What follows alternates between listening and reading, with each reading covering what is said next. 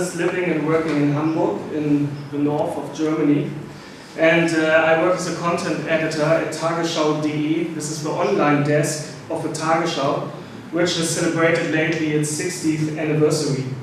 Tagesschau belongs to the public state TV, which is founded right after the Second World War as a consequence of the Nazi time.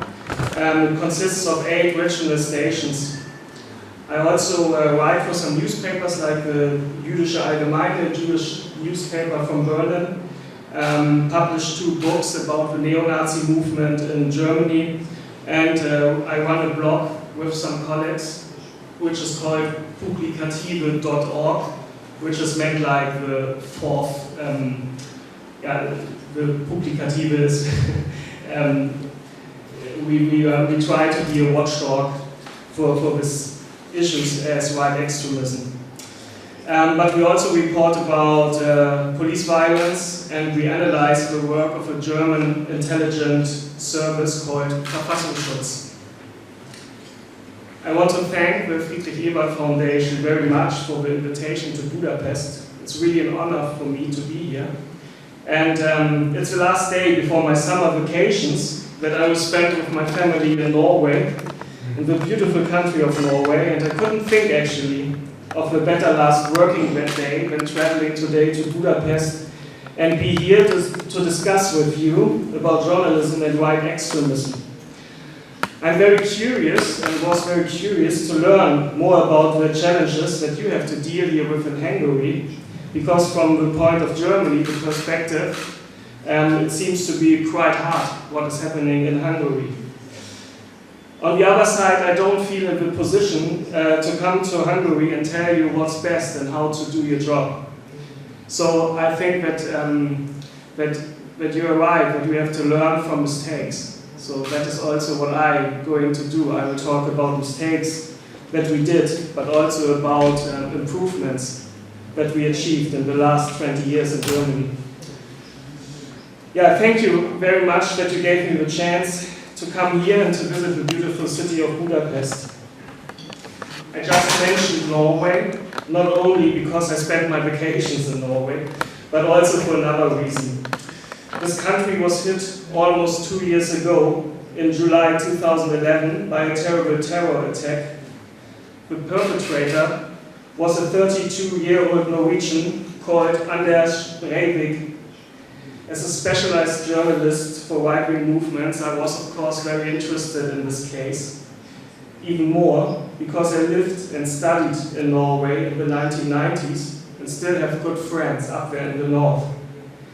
The tragedy that hits this small but very proud nation was so horrible because most Norwegians know at least someone who lost someone at the bomb attack in Oslo and at the mass shooting at the small island of Utøya. Anders Breivik killed 77 persons, mostly members of the youth organization of a Norwegian working party, Arbeiderpartiet. Breivik murdered the social democratic youths because he looked at them as traitors.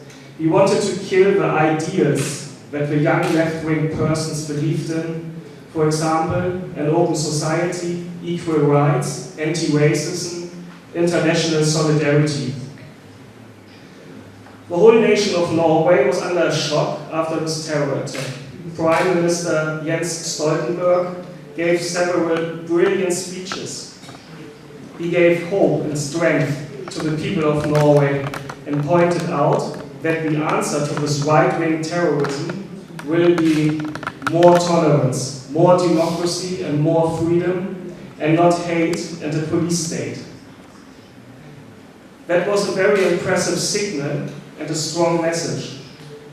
And that Stoltenberg suggested the best protection against right-wing terrorism is not less, but more freedom.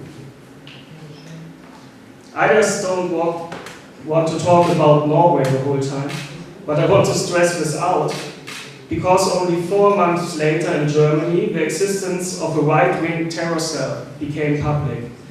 The NSU, der Nationalsozialistische Untergrund, National Socialist Underground. If you talk about the extreme right and Germany, you have to talk about the NSU. Newspapers and TV stations report nearly daily about the case, and that's why I want to report briefly about the NSU complex, because I don't know how much details you have about the NSU, but there's a lot to learn, which mistakes we made and what can be done better. The core of the NSU existed obviously of Uwe Mundlos, Uwe Böhnhardt and Beate Zschäpe, 3 neo-Nazis about my age, born in the 1970s. They grew up in the former GDR until in 1989 the Iron Curtain fell and neo-Nazis from the West and Eastern Germany united to a new militant movement. Neo-Nazi leaders from the West moved over to the East because there they found a lot of young supporters. In this time, exactly at that time, Uwe Böhnhardt, Mundlos and Zschäpe radicalized more and more. They collected their first experiences with explosives. They were known to the police since the middle of the 1990s. In 1989, they disappeared after they already tried to do some bomb attacks. Police and Verfassungsschutz had lots of hints where Böhnhardt, Mundlos and Zschäpe were, but nothing happened. 13 years later, at November 4th, 2011, an explosion and resulting fire destroyed a flat in a house in the eastern German town Zwickau. When police enter the flat, they discover evidence linking the 3 neo-Nazis living there to the cold-blooded murders of 9 men, the fatal shooting of a policewoman and the detonation of nail bombs in predominantly Turkish neighborhood in Cologne. That same day, the 2 men of the group, Uwe Mundlos and Uwe Böhnhardt, commit suicide during a standoff with police after they rob a bank in Eisenach, also in East Germany. I just wanted to show you here. This is a screenshot from a video that this terror group had produced. It's quite unusual for neo-Nazis. The style was unknown for us, that they are playing with cartoons. They had this whole video in the style of a Pink Panther. And they made a movie, 15 minutes, and they showed how they taught themselves, or they had been taught how to deal with bombs. And they make fun of the police that tries to catch them, and they show how they killed their victims. Here you see a bomb that they brought to explosion.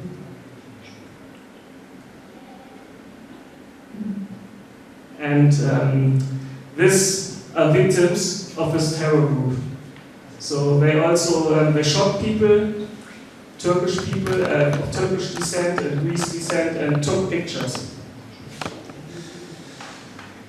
So far, the following crimes that have been attributed to the NSU is a series of murder of 9 immigrants between September 2000 and April 2006, the murder of a policewoman and attempted murder of a colleague in 2007, the 2001 and 2004 Cologne bombings, a bombing in Nuremberg, and a series of 14 bank robberies. I pointed out that Norwegian Prime Minister Stoltenberg talked about the values of freedom and tolerance. In Germany, the issue of right-wing terrorism is in media mostly seen as a security problem and not as a societal problem. Most of the current media coverage focuses heavily on the investigative committees and all the scandals related to the Verfassungsschutz, Germany's internal intelligence service. It's of course necessary for us journalists to report the failures, But I think something else lies behind the whole case of the NSU. It's a special modality. You can also call it everyday racism. The fact that the media, police, and the public simply wouldn't recognize racist terrorism as such for so long is probably because we don't want to, and because in Germany we are very quick to see people with an immigrant background as criminals. It runs like a thread through the whole series of murders, through the investigations and through the reporting on it. The police were quick to concentrate their murder investigations on a possible link to organized and drug crime. The media followed the police. Carsten Ilius is a prosecution lawyer in the NSU trial that's right now going on in Munich. German police followed the one theory, said Ilius, that the victims could have been involved in criminal deals, despite the lack of evidence supporting this theory. Every little detail in the lives of the family circle of friends and relatives was analyzed. Members of the victims' families were searched for drugs. Interviews were done in Turkish villages. The police even opened a Döner store in Nuremberg so they could find out if there are any organized crime. I would attribute this to the image that many Germans have of the immigrants, seeing them first and foremost as criminals and not possible victims of racial violence. It runs all the way to the media when they dubbed those racist murders we talk about here. They dubbed them as Döner murders. It was, of course, especially the Bild-Zeitung, the European's biggest tabloid, that used this term, Döner murder. So they talked about victims of crimes and called them for Döners. That was not all. There was even talk about the Döner gang, because the police reported that 2 of them in Döner shops. Is Döner, is it the same, I don't know, in English? Yeah, okay, thanks. Finally, when in November 2011 occurred, what really was behind all these murders, it was a huge embarrassment for the media and obviously extremely hurtful to the victims and their families. There was another mistake that was made now in connection with the NSU. The press was also quick to name these right-wing terrorists the Brown Army faction, but what is very close to the Red Army faction that was active in West Germany from the 1970s until the 1990s and murdered politicians and managers. This connection to the left-wing terrorism is wrong because the logic, the work is different. The logic at work. Left-wing terrorists didn't murder because they just wanted to murder. Their ultimate target, as justified with crude texts, was to create a better society, which of course is contradictory if you first have to shoot people. I don't want to compare them in terms of their cruelty. For the victims and their kin, it's always equally horrible, of course. But when it comes to the ideology, it's very different. For right-wing terrorists, the extermination of the enemy is the message. Since the Nazi time and the Third Reich, we know that the central element of right-wing ideology and Nazi thinking has been the extermination. And there is an ideological continuity through today. They are Nazis and racists, not despite Auschwitz, but because of Auschwitz. That's the core competence they have, extermination. And that's why the far right is so dangerous. And I think they are not a partner to argue with.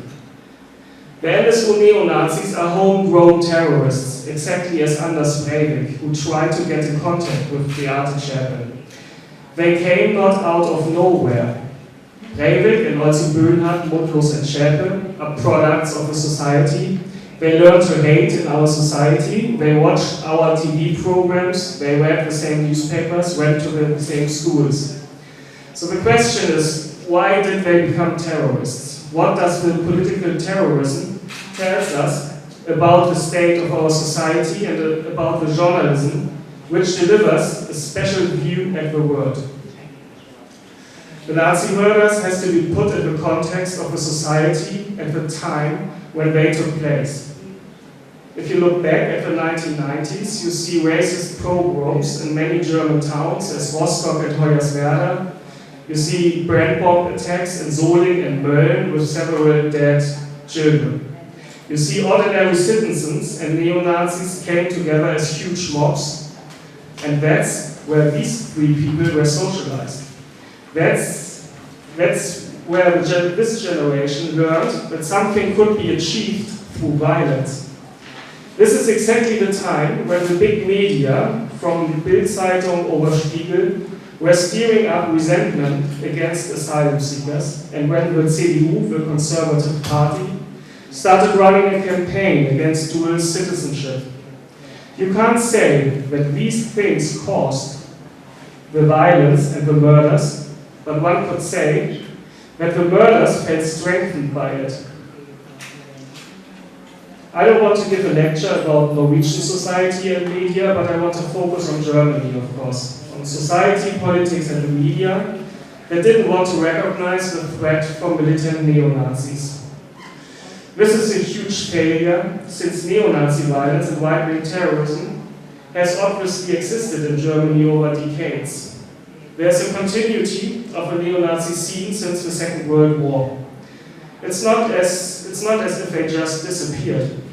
First, you had old Nazis, and in the 1970s, a new generation emerged, which established the organizations which are around today, like the Kameradschaften, for example.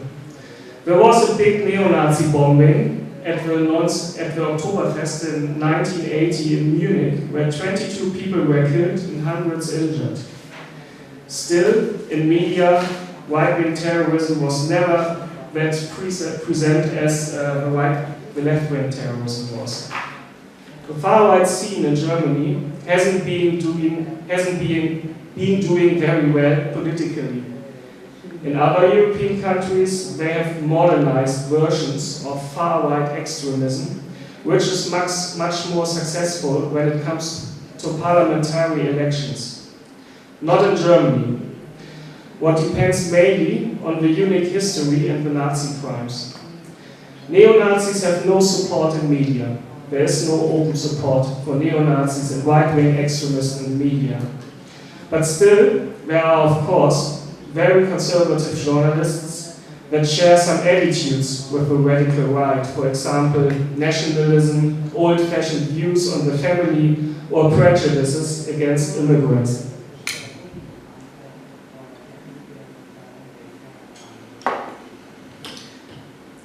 I think we did quite well in the last years. What's dealing with the NPD, the right-wing party, the parliamentary wing of the Nazi movement. They don't have a big future anymore.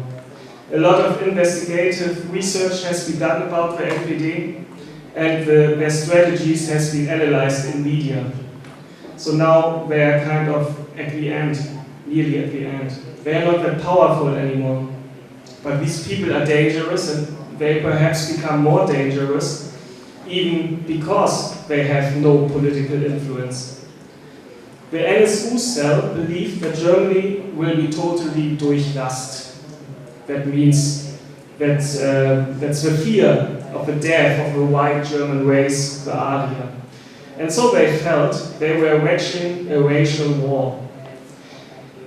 You could read since years on the website of the Blood and Honor network, "You are in the war, form cells, defend yourselves." All these concepts were public and adopted by the NSU. I just want to show shortly.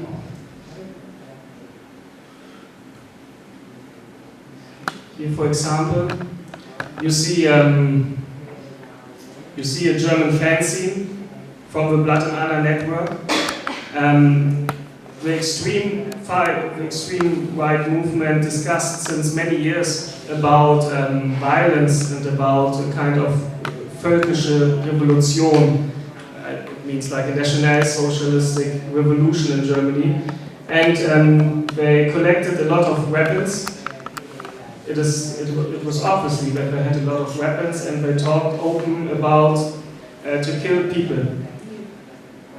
For example, here you see the concept of the NSU is defined very clearly. You see, the only solution is to go back to a white revolution with a small but a very strong group like a cell. So they describe it all. Why I show it is because the big German media didn't take this seriously. It was more like, really, you have to say, it was more anti-fascist action research groups who tried to show that this is really a danger. Especially the German Verfassungsschutz turned a blind eye to all of this. If you look at the secret files from the investigations, it's clear that they knew a lot about neo-Nazis, but nothing was done with the information because the Verfassungsschutz thought Nazis are not smart enough to build up an underground organization. And they thought that neo-Nazis are just not dangerous. One of the problems is that the Verfassungsschutz was founded as protection against communism in Germany. Founded in 1950 by the US and its allies as a tool of the Cold War, the German intelligence agency employed many former members of the Nazi regime and the Gestapo, the Geheime Staatspolizei. When the Konrad Adenauer government took control of the agency from the Allies in 1955, it promoted a former leading Nazi to be its new chief. Hubert Schröbers served the Nazi regime as a member of the Sturmabteilung. Schröbers then recruited a large number of former Sturm SS people and other personnel from the SD, Sicherheitsdienst, and posted them prominent in the agency. The first Verfassungsschutz president's deputy was Ernst Brückner, another former SA man. Brückner was also a member of the Nazi party and from 1941 the head of the security police in occupied Poland, where the Germans committed some of their worst war crimes. The Eastern Bloc disappeared, but the structures and people have remained, and their understanding and competency with regards to the far right is very limited. For example, in the state of Thüringen, they reported a 1.5 page on a single anti-fascist action demonstration during a neo-Nazi event, whereas the 3 NSU terrorists who had gone underground at that point were mentioned in barely a couple of lines. Such complete overestimation of the left-wing scene compared to the far-right threat is still there. There has been a lot of criticism of the Verfassungsschutz's use of informants, V-Männer, in the Nazi scene. It's a complicated issue which is shrouded in secrecy. The V-Man system is very controversial because the Verfassungsschutz gets a lot of their information about the neo-Nazi scene by buying it from informants from that very scene. It's very questionable whether or not the democratic state should work together with militant Nazis and give them money for information which one can't really verify. The information is analyzed internally, but the public has no access to it because it could supposedly endanger the informants. This system took on absurd proportions, especially in Thüringen. In the Thüringer Heimatschutz, where at least 40 informants out of 1/3 of these neo-Nazis were working with the Verfassungsschutz, and lots of money was involved. Just want to show one picture from the Thüringer Heimatschutz.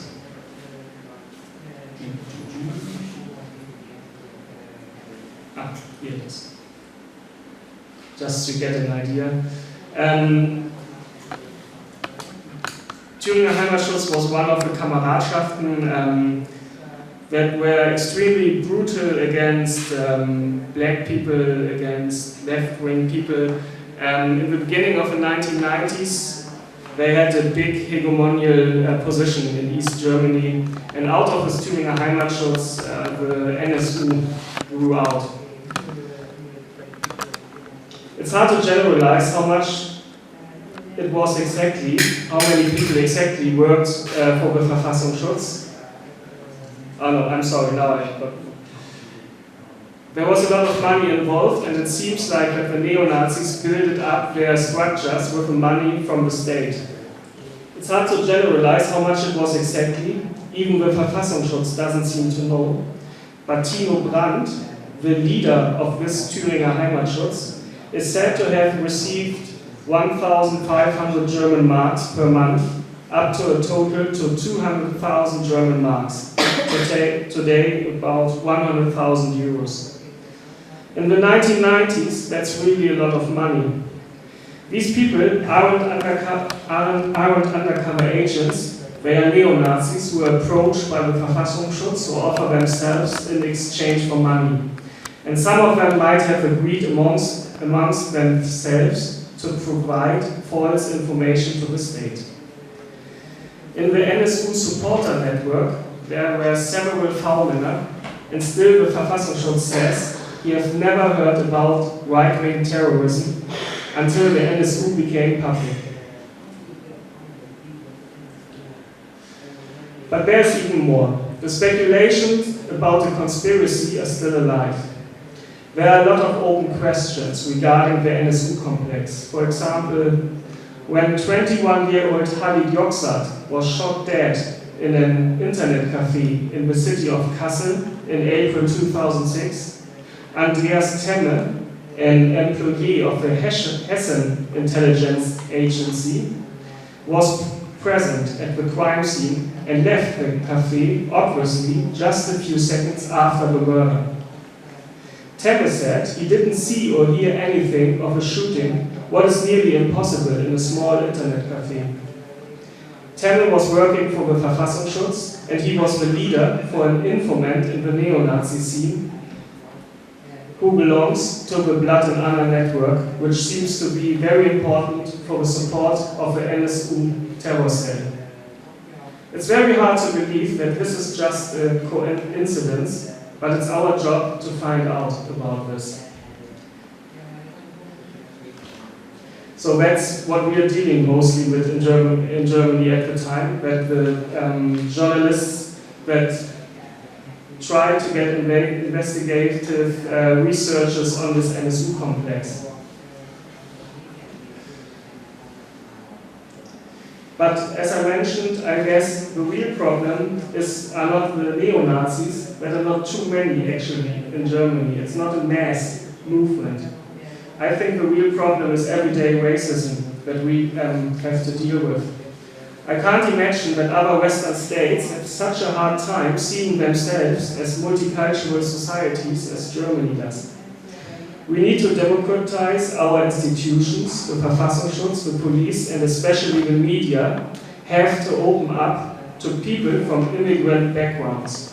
I think that is one of the central lectures we learned from this NSU complex. Because if someone objected to phrases like Döner murders at editorial meetings, that would help a lot.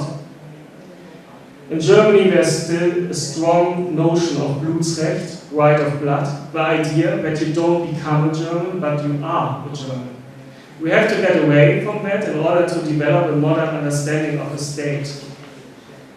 People of my generation, who have Turkish parents and were born in Germany, went to school in Germany and simply are Germans, are still treated as foreigners in Germany. Chancellor Angela Merkel or President Joachim Gauck don't encourage a new nationwide debate on racism, and media does neither. It's painful to talk about these things. The work of the parliamentary committee of the NSU has been good, and it's kept the issue in the public eye. But that's not everything.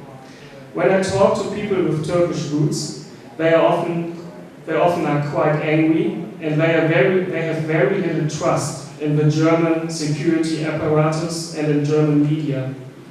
Many people believe the police are chummy with the neo-Nazis. This is a crisis for the state when hundreds of thousands of citizens feel they are not protected. We need to talk about this, but politicians and some newspapers would rather complain about 1,000 new asylum seekers from Serbia. They talk about it as if it were a new flood of refugees. And here we have, especially this turns against Sinti and Roma, also in Germany. When you look at some debates in Germany, you will recognize that neo-Nazis are isolated in media, but their ideas you find also somewhere else. For example, we had debates on circumcision in Germany, which was hugely anti-Jewish, or at the so-called integration debate, which steers up towards Muslims. We have a middle class that is beginning to become more radicalized. People made insecure by economic problems that are lashing out at foreigners. If you incite violence against targeted groups for years and years, certain individuals might end up taking action and reach for their weapons. Anders Breivik is a good example.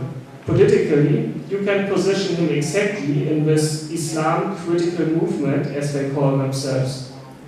And it seems also very clearly how Mundlos, Böhnhardt and Schäpe had radicalized in the 1990s when politics and media incited against refugees. For many of the more than 3 million ethnic Turks living in Germany, our largest minority, that blindness, so xenophobia, whether intentional or otherwise, has been a painful reminder of their outsider status in Germany. It was AP, the agency AP, uncovered an internal police report from the southern state of Baden-Württemberg from 2007 that asserted that the killers of the 9 immigrants could not have come from Western Europe because in our culture, the killing of human beings is a grave taboo. The police didn't even hit on the idea that 9 men had been killed because of racism, and the media followed the official explanations.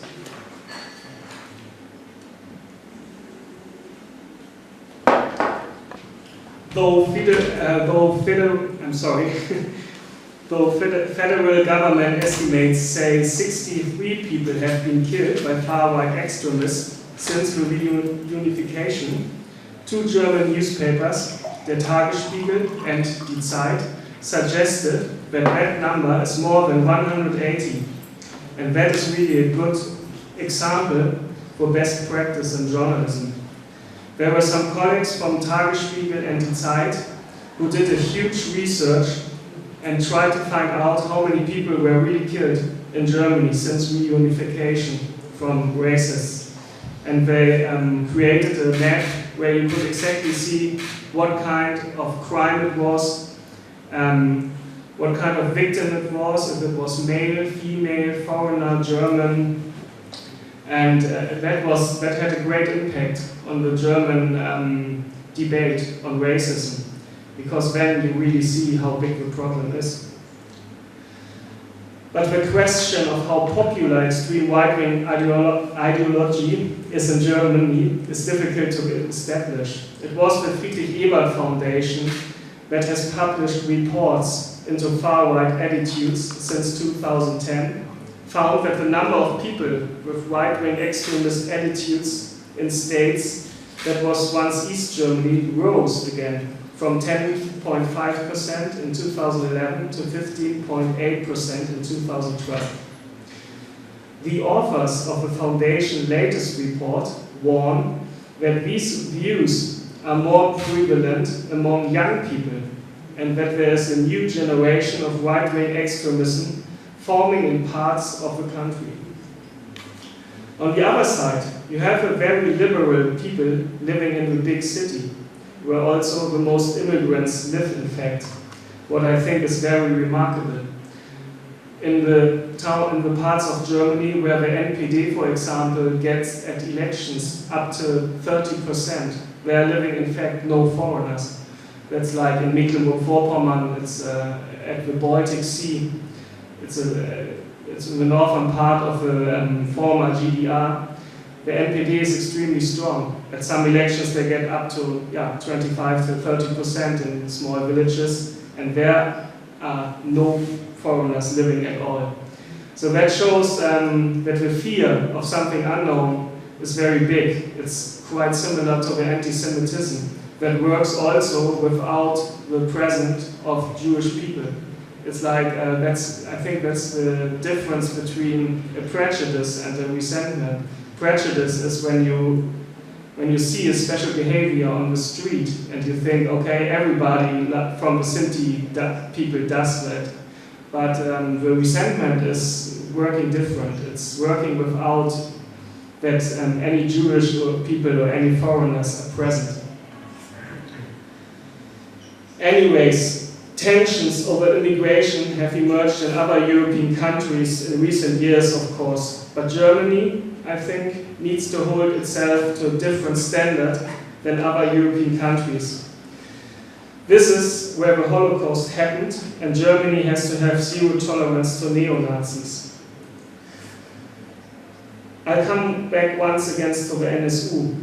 Some newspaper editorials have expressed doubt that the trial that's happening now in Munich against Zschäpe and 4 other defendants accused of aiding and abetting the murderers may not ultimately have much impact on reducing extremism in Germany and increasing racial tolerance. David Crossland is totally right, and that's also a very important point. Just because you report about a trial against neo-Nazis, it doesn't have to change anything. On the other side, it can also have the effect that people don't want to hear about it anymore. That's what I hear very often and what I read at social networks and at Facebook or something when we report about the NSU, that the people don't want to hear about it anymore. So if there would happen something like at Utøya, the reaction in Germany would be different. And so the circle is complete. We come back to the terror attack by Anders Breivik in Norway. The Norwegians are really traumatized by the mass shooting. The most Germans are shocked about the total failure of police and Verfassungsschutz. That's a big difference. So here are the challenges for the press and the media. A lot of details about the NSU are still totally unclear. The case of the NSU is so complex that it's almost impossible for journalists to stay on top of things. There are several main topics we have to deal with all at the same time. First, I think that's the most important point, there are the victims of the NSU and their families and the Turkish community in Germany who asked for answers. Why were we suspects? Why did the media not help us? How can we trust in the German state to protect us? And when I experience racism, will I be taken seriously? And can something similar happen to me or to my children?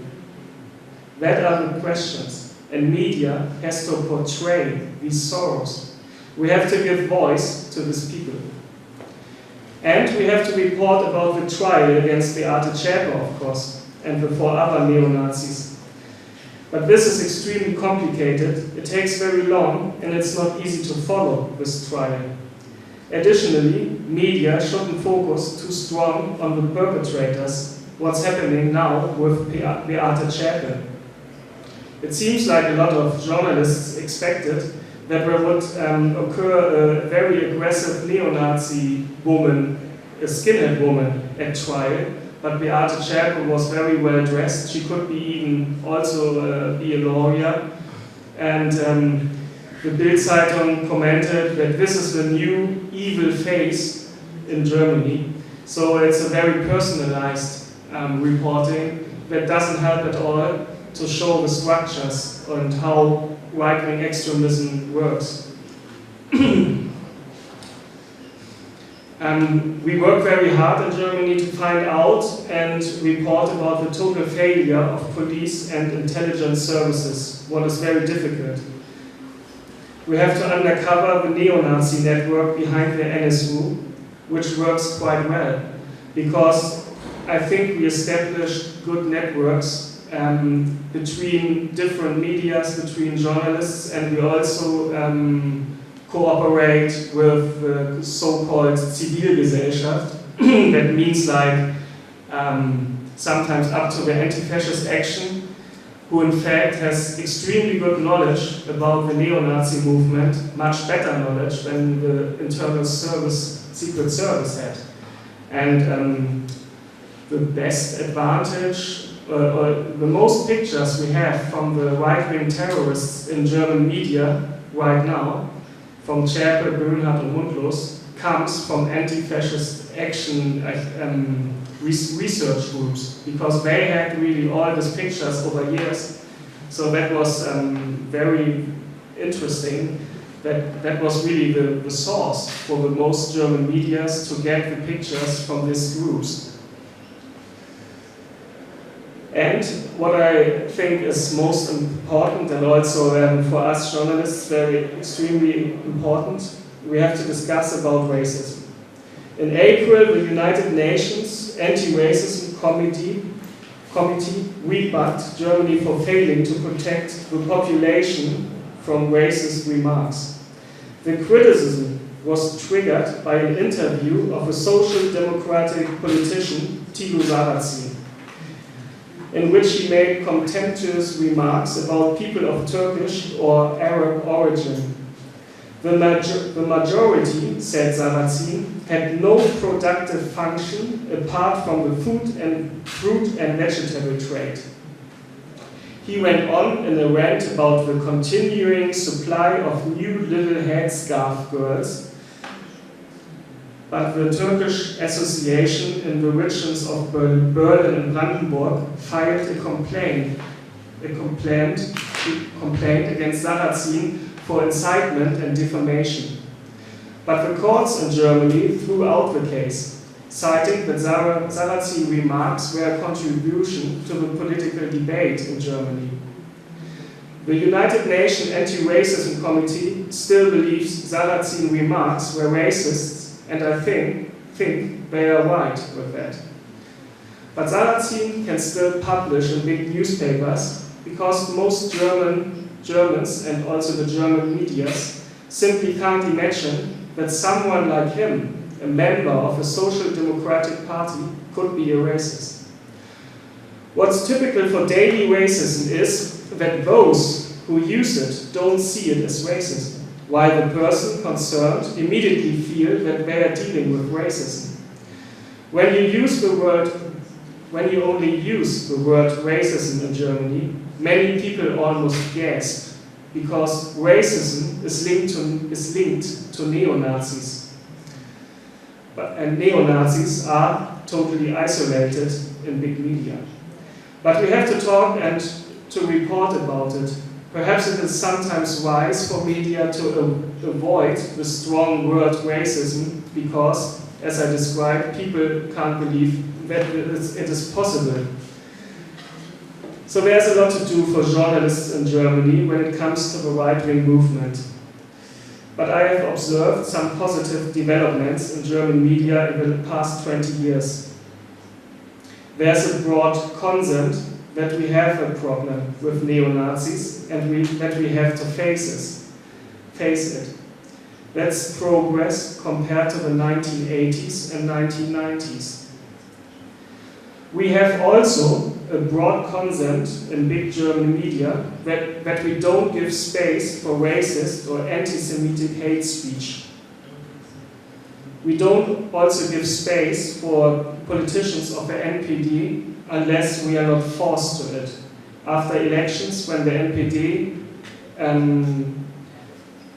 managed to come into some parliaments, they have the right to come to the ARD, to the German public station. and talk there, because now they are part of parliament. So before that, we really collected a lot of facts about these politicians, about their linking to the military Nazi scene, so that we could confrontate them with these facts. But we had also the problems when the neo-Nazi movement occurred in the 1990s and in the beginning of the 2000s, the NPD became stronger, that a lot of journalists were very insecure how to deal with the NPD. And still it is like that sometimes newspapers just report about neo-Nazis because you can create a good image when you report about neo-Nazis. So they say hey, we have to do something we have to do something about neo-Nazis again. We have the summer hole, for example, we have time in the summer, and then it's coming not that good things out of these.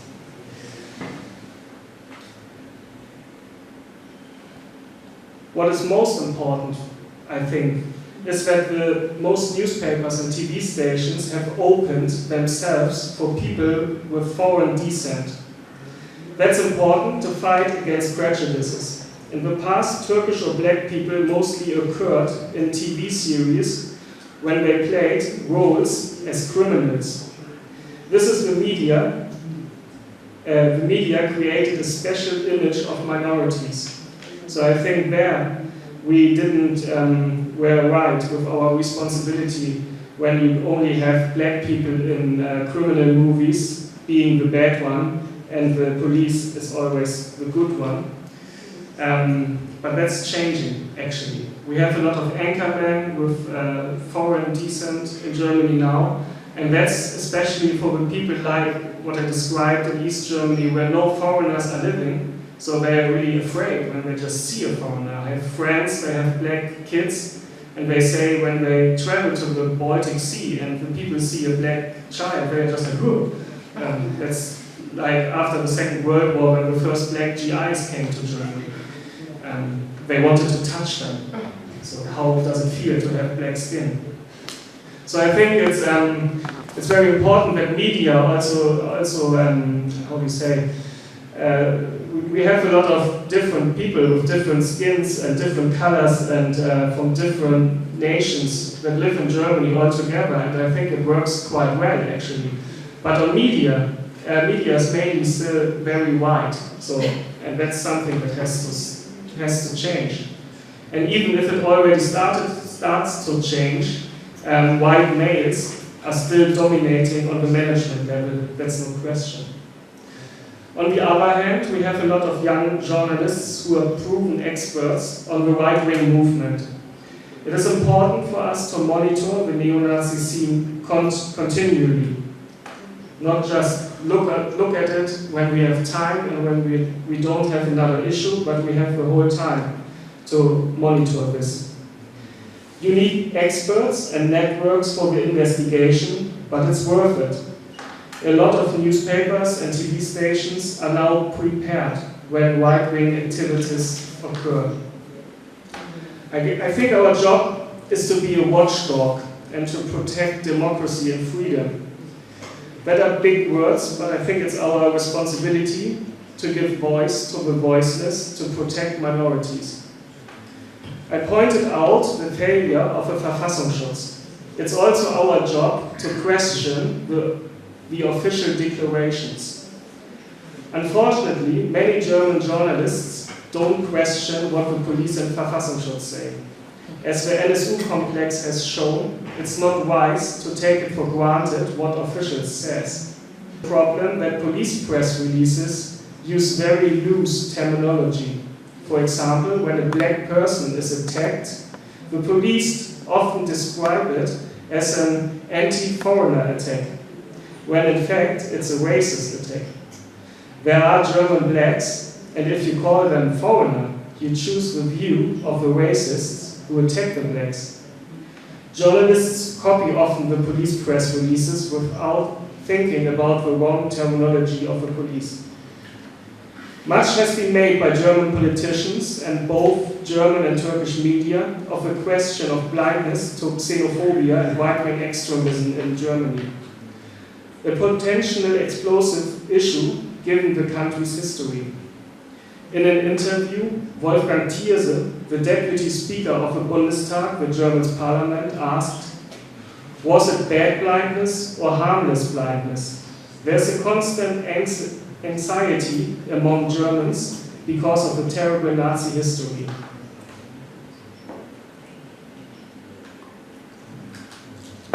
To sum up, the most German media is still shocked about our incompetence to recognize right-wing terrorism. Many journalists try to learn from that.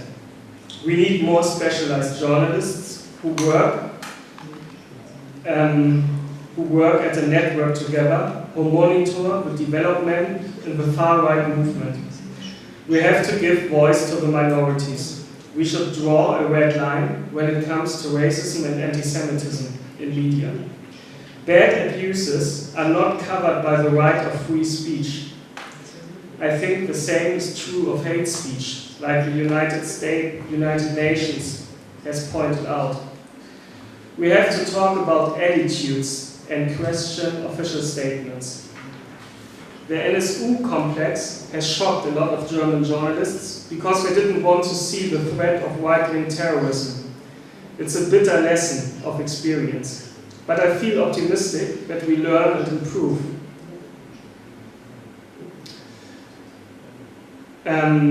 As I told you, the neo-Nazi movement in Germany is isolated and under big pressure. But what the bigger problem is right now are the attitudes against Muslims. At the end, I want to come back once again to the Norwegian Prime Minister, Mr. Stoltenberg. His reaction to the terror was the best I could think of. This is also important for our work, I think. We have to understand that the right-wing extremists are the enemy of freedom and the right of free speech. Racism can't be tolerated in a democratic system. The neo-Nazi violence and terror is not only a threat to Sinti and Roma, to people with Turkish descent, to blacks or Jews, it's a threat to all of us. Thank you very much.